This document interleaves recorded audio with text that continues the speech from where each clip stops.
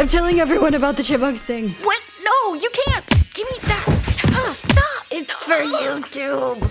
I, Alyssa Illymation, was obsessed with Alvin and the Chipmunks. I was like 6 or 7 years old when my dad played a mysterious Christmas album with some very high-pitched singers named Alvin, Simon, and Theodore, the voices of 3 angels. Alvin! And some normal guy named Dave who yelled a lot. Why do they sound like that? The Chipmunks.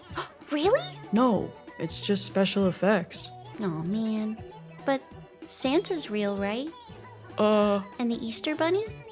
Yup. My dad explained they made the chipmunk voices by first recording someone singing super slow, then speeding up their voice to match the song's tempo. But why go to all this effort? Why chipmunks? Who is Dave? My dad didn't know and didn't care, and thus my Google expedition began. I watched interviews, behind-the-scenes footage, never-before-seen videos. I scoured Wikipedia pages, news articles, obscure, poorly constructed fan websites. Anything to feed my never-ending chipmunk curiosity.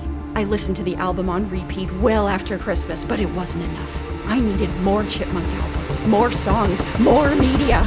But these wonderful eBay treasures were just out of reach. I was a child, and I did not have a bank account. Also, my parents were getting a bit concerned. Guess who got the new Wiggles soundtrack? Not now, Mom, I'm busy. Chipmunks Christmas. But, honey, it's April. Whoa, April already. Yeah, I'll listen to some Wiggles. Fruit cocktail seems suspicious. It's in a can, but it's so delicious. Fruit cocktail.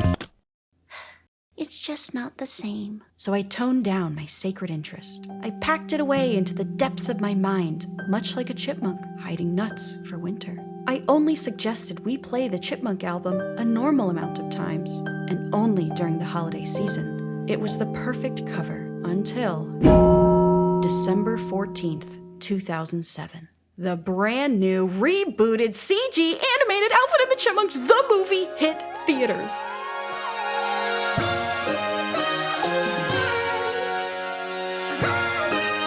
The dopamine rush I got seeing this film. 1 hour and 32 minutes of content. 16 new Chipmunk songs. Jesse freaking McCartney, the teenage heartthrob of my generation, was playing Theodore. Wow, Illy's old. What? I'm not old. Opera's old. Who? Opera, the sponsor of today's video. Opera is turning 30 this year, and I'm only turning 29, so jot that down, you little. And to celebrate, Opera created Web Rewind, an interactive web archive where you can take a scroll down the digital memory lane of the internet. Get jump scared by a chainmail curse in your inbox, or in my case, 16 years ago, receive a love potion and do a spell. You will be loved. You will be loved. Reminisce with some classic memes. Honestly, one of my greatest internet achievements is coming up with this meme. The doctor after I pee in that little cup. It blew up so much I still see people quoting it. But my favorite internet artifact of Opera's Web Rewind has got to be the first ever video posted on YouTube. Gosh, y'all remember my first video? Flying. It's the best way to get around town. Ew! Girl, did you record this on a toaster? No. Use my links below to travel back in time with Web Rewind. Let me know your favorites, and don't forget to download Opera to support this awesome project. My insane secret obsession had finally gone mainstream, making it officially not weird to enjoy year-round, baby. But simply seeing this movie was not enough. No. No. I needed to contribute to the $300 million it made worldwide by securing my own copy on DVD, which became the 7th best-selling DVD in 2008. That's a big deal for 2008. I bought the original motion picture soundtrack, which won top soundtrack at the American Music Awards, and it went platinum in the US as well as in my headphones. And you best believe I spent my Christmas money on the Nintendo DS Chipmunk rhythm game, which included even more Chipmunk cover songs like Life is a Highway, and of course I achieved a perfect 100% score on every single level. And I did this well after Christmas and well into my middle school years, and I viciously concealed every bit of this strange, impassioned interest. Because I knew this was cringe.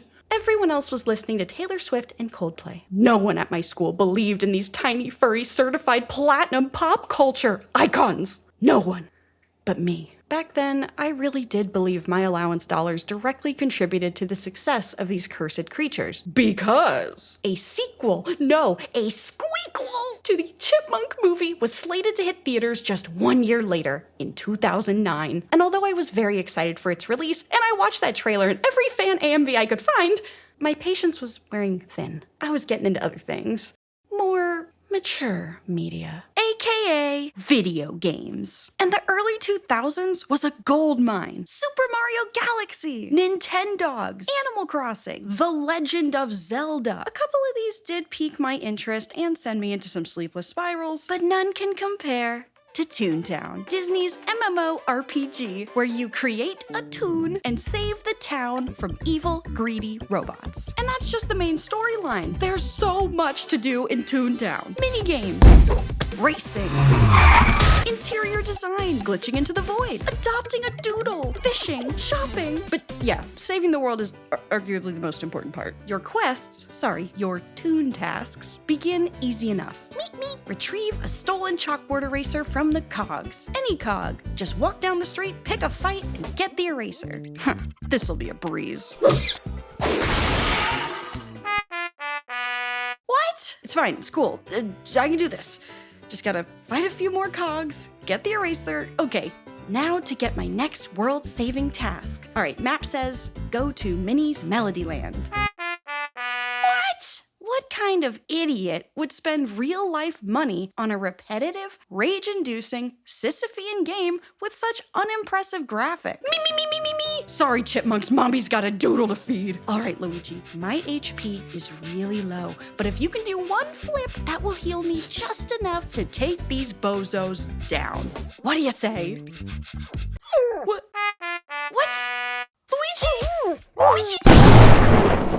Surely this obsession was a little less cringe than the Chipmunks one, right? Wrong. When I brought up this incredible game at the lunch table, no one at my school knew what the I was talking about. Why? Because this was a Disney game advertised on Disney Channel. And 6th graders don't watch Disney Channel. That's cringe. So who did I squad up with every night to save the world? My younger sibling, who was in 1st grade. Their best friend, who was also in 1st grade. And that kid's older brother, who was in 4th grade. Yeah, it was some pretty epic gaming. Me and these 3 little dudes would be locked in for hours, defeating hundreds of cogs, earning a bunch of new battle skills, all while constantly raging at these insane toon tasks. What do you mean, defeat 70 cash bots? I just spent 30 minutes leveling a 5-story building, and there are only 10 freaking cogs in there. Do you have any idea how long this is gonna take?